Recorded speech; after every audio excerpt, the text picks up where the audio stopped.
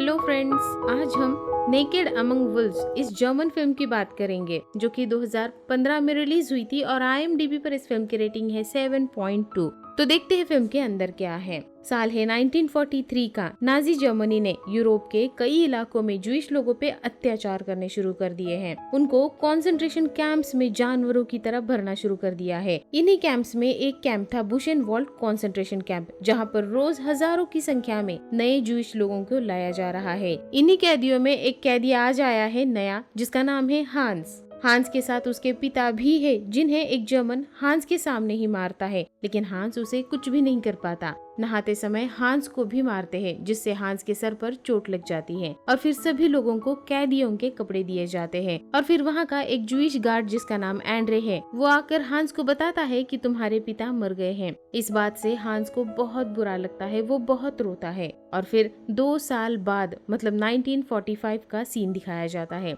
जब Germany war में हार रही है और अमेरिकन और मित्र राष्ट्र बर्लिन की तरफ आगे बढ़ रहे हैं। और जनवरी 1945 को पोलैंड का ऑस्विच कैंप भी रेड आर्मी द्वारा आजाद किया जाता है। तब तक लगभग 60 लाख कैदियों को अलग अलग कैंपों में खत्म कर दिया गया था। और आज दिन है 29 मार्च 1945, बुशेनवाल्ड के आजादी के 14 दिन पहले का सीन। यहाँ पर यहूदियों को लेकर फिर से एक शिपमेंट पहुंचा है। सभी लोग उम्मीद कर रहे हैं कि ये आखिरी शिपमेंट होगा, क्योंकि इस तरफ अमेरिकन आगे बढ़ रहे हैं और जल्द ही ये कैंप भी आजाद हो जाएगा। पर अमेरिकन यहाँ से अभी भी 300 किलोमीटर दूर है। युद्ध लड़ते लड़ते और यहाँ तक पहुँचते पहुँचते उन्हें शायद 2 हफ्ते और लगेंगे। इधर कैंप में सभी जर्मन ऑफिसर्स परेशान हैं और हिमलर के ऑर्डर्स का इंतजार कर रहे हैं कि कब कैंप के सारे कैदियों को खत्म करके कैंप को खाली करना है। पर अगर अमेरिकन को कैंप में हजारों लोगों की लाशें मिली तो सही नहीं होगा, इसीलिए या तो सभी कैदियों को मारकर लाशें नष्ट करनी होंगी या फिर कैदियों को जीवित छोड़ना होगा। पर कुछ जर्मन ऑफिसर कैदियों को किसी भी हालत में जीवित नहीं छोड़ना चाहते। उसके बाद जो शिपमेंट आया था उसके कैदियों को नहाने के लिए भेज दिया जा रहा है। तब एक कैदी उसका बड़ा सा सूटकेस छोड़ ही नहीं रहा था। वो कह रहा था कि उसके अंदर उसकी बहुत ही कीमती चीज है, पर वहाँ के जूइश गार्ड उसे जबरदस्ती नहाने के लिए भेज देते हैं। और उसके जाने के बाद हांस वो बैग खोलकर देखता है तो उसमें एक 3 साल का जूइश लड़का था। ये देखकर हांस बहुत हैरान हो जाता है, लेकिन जर्मन्स का ध्यान नहीं है। ये देखकर वो उस बैग को नीचे रख देता है और बच्चे के बारे में किसी को भी नहीं बताता। और फिर थोड़ी देर बाद वो सूटकेस ले जाकर उसके साथ काम करने वाले उसके दोस्तों को दिखाता है और तभी वहाँ पर एक जर्मन ऑफिसर आ जाता है। उसे देखकर सभी लोग बच्चों को सूटकेस में बंद कर देते हैं, पर उस जर्मन को शक हो जाता है, इसीलिए सूटकेस खोलने के लिए कहता है और उस जर्मन को उस बच्चे के बारे में पता चल जाता है। पर क्योंकि अमेरिकन काफी नजदीक है, इसीलिए जर्मन ऑफिसर कहता है कि मैं इस बच्चे के बारे में किसी को नहीं बताऊंगा, क्योंकि कहीं ना कहीं उसे भी डर लग रहा है। और फिर उसके बाद वो जर्मन वहाँ से चला जाता है। और अब हांस और उसके साथियों के सामने एक बहुत ही बड़ा सवाल है कि इस बच्चे को कैसे और कहाँ पे छुपाएंगे, उसे क्या खाने के लिए देंगे और कैंप आजाद होने तक उसकी देखभाल कैसे और कौन करेगा। उसके बाद कैंप के कुछ कैदियों को हम देखते हैं जिनकी हालत बहुत ही ज्यादा बुरी है और एक कमरे में सैकड़ों लोगों को ठूस ठूस कर भरा जा रहा है, बिल्कुल किसी जानवरों की तरह। इसके बाद एंड्रे अपने एक साथी को जाकर बच्चे के बारे में बताता है। एंड्रे के साथी का नाम है बोचोव। बोचोव एंड्रे से कहता है कि हम इस बच्चे को यहाँ पर नहीं रखेंगे, अगले शिपमेंट के साथ उसे यहाँ से कहीं और भेज देंगे, क्योंकि वो बच्चा हमारे लिए और हमारे मिशन के लिए खतरा बन सकता है। एक 3 साल के बच्चे के लिए हम 50,000 लोगों को दाव पर नहीं लगा सकते। इस पूरे कैंप में अभी इस वक्त 50,000 लोग मौजूद हैं। दरअसल बोचोव, एंड्रे और उनके कुछ साथियों ने जर्मन्स के खिलाफ विद्रोह करने का प्लान किया है। और प्लान ये होता है कि जब अमेरिकन यहाँ पहुँचने वाले होंगे तो उनके यहाँ आने से पहले जर्मन्स इस कैंप के सारे कैदियों को खत्म करके इस कैंप को खाली करने के ऑर्डर्स दे देंगे। और ये लोग ऐसा होने नहीं देना चाहते हैं। जब जर्मन्स कैंप को खाली करने के ऑर्डर्स देंगे तो ये लोग उनका मुकाबला करेंगे और अमेरिकन आने तक लड़ेंगे और जर्मन्स और इस कैंप से आजाद हो जाएंगे।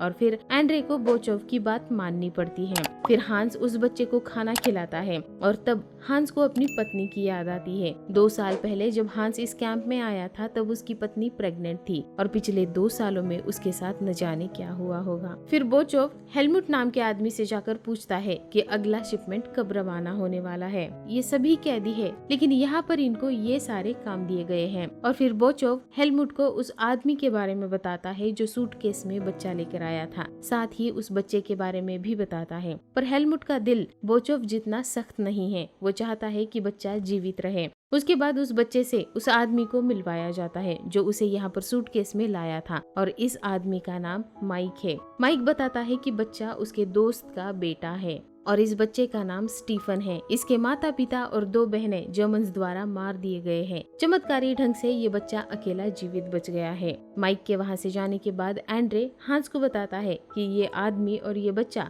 दोनों भी कल के शिपमेंट के साथ यहाँ से रवाना होने वाले हैं, लेकिन हांस ऐसा होने नहीं देना चाहता। और फिर अगले दिन माइक को यहाँ से दूसरी जगह ले जाने के लिए कैदियों के साथ रखा जाता है और उसे बताया जाता है कि वो यहाँ से कहीं और जा रहा है। तब वो अपना सूटकेस मांगने लगता है जिसमें बच्चा था, और वो सूटकेस उसे बच्चे के साथ चाहिए था। और एंड्रे ने हांस को पहले से ही बता रखा था कि बच्चा भी उसके साथ यहाँ से जाएगा, पर अभी तक हांस ने बच्चे को माइक के हाथों में नहीं दिया था। इसीलिए एंड्रे आकर देखता है तो हांस उसे कहता है कि मैं इस बच्चे को नहीं भेजूंगा। तब एंड्रे हांस के साथ झगड़ा करता है और सूटकेस में बच्चे को माइक के हवाले करने के लिए कहता है। इधर माइक भी बच्चे के लिए बहुत चिंतित हो रहा है, उसे बच्चा अपने साथ चाहिए था। और तभी हांस आकर सूटकेस माइक के हाथों में थमा देता है और माइक सूटकेस में बैठे बच्चे से बातें करने लगता है और सभी कैदी ट्रेन की तरफ जाने लगते हैं। पर तभी माइक को एहसास होता है कि बच्चा जवाब नहीं दे रहा है, इसीलिए वो सूटकेस खोलकर देखता है तो उसमें बच्चा नहीं था। माइक शॉक हो जाता है और वही खड़ा रहता है और एक जर्मन ऑफिसर आकर उसे शूट करके चला जाता है। वो जर्मन जिसे पता था कि बच्चा यहाँ पर है, वो उस बच्चे को रोज देखता है। और फिर एक दिन वो जर्मन अपने अधिकारियों को एक खत लिखकर इस बच्चे के बारे में इन्फॉर्म करता है। इधर अमेरिकन जर्मनी को हराते हुए कैंप के और नजदीक आ रहे हैं, पर अभी भी वो 200 किलोमीटर दूर है और कैंप में भी उस खत के जरिए सारे जर्मन्स को इस बच्चे के बारे में खबर मिल जाती है। साथ ही जर्मन्स को ये खबर भी मिल जाती है कि कुछ यहूदी विद्रोह करने वाले हैं। और फिर जर्मन ऑफिसर्स एंड्रे और उसके साथियों को पूछने और बच्चा खोजने के लिए आ जाते हैं, पर उन्हें वो बच्चा वहाँ पर नहीं मिलता और ना ही कोई बताता है कि वो बच्चा कहाँ पर है। तब हरमन नाम का एक जर्मन ऑफिसर एंड्रे और उसके साथी मारियन को टॉर्चर रूम में लेकर जाता है। इधर हांस ने बच्चे को महामारी वाले बीमार लोगों के बैरक में लाकर छुपा दिया था। इधर जर्मन ऑफिसर सभी ज्यूइश कैदियों को खत्म करके कैंप खाली करने के लिए उतावले हो रहे हैं, क्योंकि जैसे जैसे समय गुजरता जा रहा है अमेरिकन नजदीक आ रहे हैं, पर इनको हिमलर की तरफ से अभी तक कैंप खाली करने के आदेश नहीं मिले हैं, तो इन्हें इंतजार करना होगा। इधर मारियन को मार मार कर जर्मन्स ने अधमरा कर दिया है और अब एंड्रे की बारी है। इधर हेलमुट और बोचोव काफी परेशान और सोच में पड़े हैं कि एंड्रे अपना मुंह ना खोल दे, और अगर उसने अपना मुंह खोल दिया तो इनके विद्रोह की सारी योजना पर पानी फेर जाएगा। इधर हांस का सिर्फ एक ही लक्ष्य है और वो है कि इस 3 साल के बच्चे को अमेरिकन यहाँ पहुँचने तक जीवित रखना। जर्मन ऑफिसर हरमन एंड्रे से पूछताछ कर रहा है और टॉर्चर से और एंड्रे की चीखों से दीवारें भी कांप रही है, पर एंड्रे ने अभी तक अपना मुंह नहीं खोला है। न उसने उस बच्चे के बारे में कुछ बताया है और न ही इनके विद्रोह के प्लान के बारे में। अमेरिकन सेना अब सिर्फ 50 किलोमीटर की दूरी पर है। कई सारे कंसंट्रेशन कैंपों को आजाद करवा दिया गया है। जर्मन्स ने कैंप छोड़कर भागने से पहले हजारों ज्यूइश कैदियों को खत्म कर दिया है। इधर महामारी वाले बैरक में एक लड़का है जिसके पिता बहुत बीमार है। उन्हें अगर दवाई नहीं दी गई तो वो मर जाएंगे, इसीलिए वो लड़का एक जर्मन को दवाई के बदले उस बच्चे के बारे में खबर दे देता है। इधर एंड्रे और मरियन की हालत बहुत ही ज्यादा खराब कर रखी है और पता नहीं कब तक इन लोगों पे ये टॉर्चर जारी रहेगा। जर्मन बीमारों के कैरक में अब पहुंच गए हैं इस बच्चे को ढूंढने के लिए, पर उन्हें वहाँ भी बच्चा नहीं मिलता और इसी वजह से जिस लड़के ने उस बच्चे के बारे में खबर दी थी उस लड़के को शूट कर दिया जाता है। अब हांस और बाकी लोग समझ गए हैं कि बच्चा यहाँ पर भी सेफ नहीं है, इसीलिए उसे कहीं और छुपाना होगा। इसीलिए रात होते ही हांस बच्चे को लेकर एक गटर में उतरता है और वहीं पर उस बच्चे के साथ छुपे रहने का फैसला करता है। वो बच्चे को भी बताता है कि ये सिर्फ एक गेम टाइम है, हम छुप गए हैं और वो लोग हमें ढूंढेंगे, अगर वो हमें ढूंढ नहीं पाते हैं तो हम जीत गए। और बच्चा भी इस बात को समझ जाता है। हरमन एंड्रे के दूसरे साथी को पूछताछ करने के लिए लेकर आता है, लेकिन वो भी बच्चे के बारे में कुछ भी नहीं बताता। ऐसे में उसके सामने ही मरियन को मार दिया जाता है, पर तब भी वो बच्चे के बारे में कुछ भी नहीं बताता। इधर हांस का साथी बच्चे और हांस के लिए खाना और थोड़ा सा पानी लेकर जा रहा था, लेकिन तभी जर्मन गार्ड्स उसे पकड़ लेते हैं और उसे भी खत्म कर दिया जाता है। और फिर 6 अप्रैल 1945 को बाकी कैंप्स के साथ इस कैंप को भी खाली करने के आदेश हिमलर द्वारा आ जाते हैं। और जैसे ही इन्हें अंदाजा हो जाता है कि कैंप खाली करवाया जा रहा है, हजारों लोगों को एक साथ मार दिया जाएगा, तब विद्रोही टीम भी अपना प्लान बनाने लगती है और जर्मन से लड़कर अमेरिकन आने तक कैंप के कैदी जिंदा रहे इस बात को सुनिश्चित करने की तैयारी करने लगती है। और फिर 7 अप्रैल से कैंप को खाली करने की तैयारियां जर्मन्स द्वारा शुरू हो जाती है। इधर टॉर्चर से एंड्रे की दिमागी हालत खराब हो गई है। उसे वहम हो रहे हैं कि उसके शरीर पर कई सारे चूहे रेंग रहे हैं, उसके कमरे में भी कई सारे चूहे हैं। इधर 3 दिनों से बच्चा और हांस गटर में छुपे हुए हैं, बिना कुछ खाए बिना कुछ पिए। आंख लगने की वजह से हांस गिर पड़ता है और वो जाग जाता है। रात का समय है। वो बच्चे को लेकर गटर के बाहर निकल आता है और बच्चे को एक जगह पर बिठाकर खाना लेने के लिए जाता है। जब वो वापस आता है तो बच्चा वहाँ पर नहीं था। वो बच्चे को इधर उधर ढूंढने लगता है और बच्चा उसे ग्राउंड में दिखता है, एक छोटे से पपी के सामने। उस पर लाइट का फोकस है। ये देखकर हांस आगे जाता है और बच्चे को बचाने के लिए जर्मन गार्ड्स को चैलेंज करने लगता है और जर्मन गार्ड्स हांस को तुरंत गोली मार देते हैं। हांस गिर जाता है और लाइट्स भी बंद हो जाती है और चारों तरफ अंधेरा छा जाता है। फिर 11 अप्रैल 1945 को सुबह 9:30 बजे अमेरिकन कैंप से सिर्फ 20 किलोमीटर की दूरी पर है। कैंप में जर्मन सोल्जर को हथियारों के साथ बुला लिया जाता है ताकि आदेश मिलने पर एक साथ सभी कैदियों को खत्म किया जा सके। जर्मन्स अपनी अपनी पोजीशन ले रहे हैं और ये सब अंदर से ये कैदी देख पा रहे हैं और उन्होंने इस पल के लिए जर्मन्स के जो हथियार चुरा कर छुपाए थे वो सारे हथियार जर्मन्स का मुकाबला करने के लिए अब निकाल रहे हैं। और अब सभी जर्मन्स पूरी तरह से मशीन गन के साथ तैयार है। उनके पास 1500 से भी ज्यादा मशीन गन्स है और कैदियों के पास पूरे हथियार और बारूद मिलाकर 200 से भी कम। लेकिन फिर भी अपनी तरफ से पूरा मुकाबला करने के लिए सभी कैदी तैयार है।